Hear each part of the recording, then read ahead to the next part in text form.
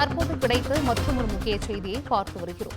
Corona காலத்தில் அதிக வட்டி வசூலித்த தனியார் வங்கிக்கு எதிரான புகாரை பரிசீலிக்க ரிசர்வ் வங்கிக்கு சென்னை உயர்நீதிமன்றம் உத்தரவு பிறப்பித்திருக்கிறது. கூடுதல் விவரங்களை தலைமை செய்தியாளர் சிவா வழங்கிட கேட்கலாம். சிவா, வணக்கம்.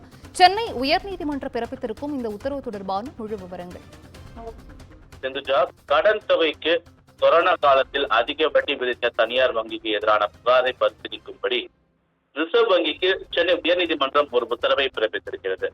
சென்னை செங்குன்றத்தை சேர்ந்த சாந்திகுமாரி என்பவர் தன்னுடைய கட்டுமான நிறுவனத்திற்கு தனியார் வங்கியில கடந்த 2016ஆம் ஆண்டு கடன் பெற்றிருந்தார்.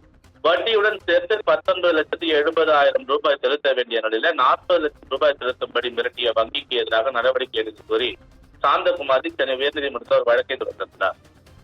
அந்த மனுவில் கொரோனா தொற்று காலத்தில் அதிக வட்டி விதித்தது மட்டுமல்லாமல் பணத்தை செலுத்தவிட்டால் சொத்துக்களை ஜப்தி செய்ய நடவடிக்கை எடுக்கப்படும் என்ற வங்கியினுடைய முதன்மை மேலாளர் சுந்தரவர்தன் மிரட்டல் விடுத்ததாக இந்த மனுவில் குறிப்பிடப்பட்டிருக்கிறது.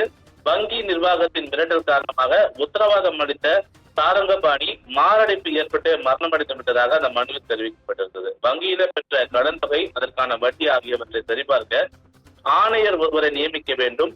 அதிக வட்டி செலுத்த மிரட்டல் விடுத்ததால் உயிரிழந்த தன்னுடைய குடும்ப உறுப்பினர்களுக்கு 25 லட்சம் ரூபாய் இழப்பீடு வழங்க உத்தரவிட வேண்டும்.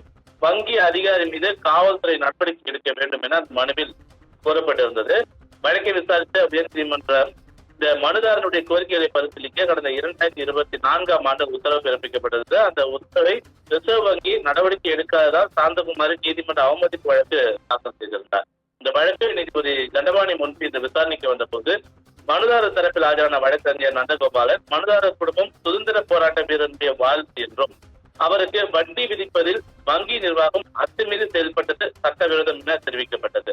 இதனை ஏற்றுக்கொண்ட நீதிபதி மனுதாரர் மனுவை பரிசீலிக்கும்படி ரிசர்வ் வங்கிக்கு உத்தரவிட்டு இந்த வழக்கின் மீதான விசாரணையை மார்ச் 7ஆம் தேதிக்கு ஒத்திவைத்திருக்கிறார்கள். விவரங்களை வழங்கியமைக்கு நன்றி சிவா.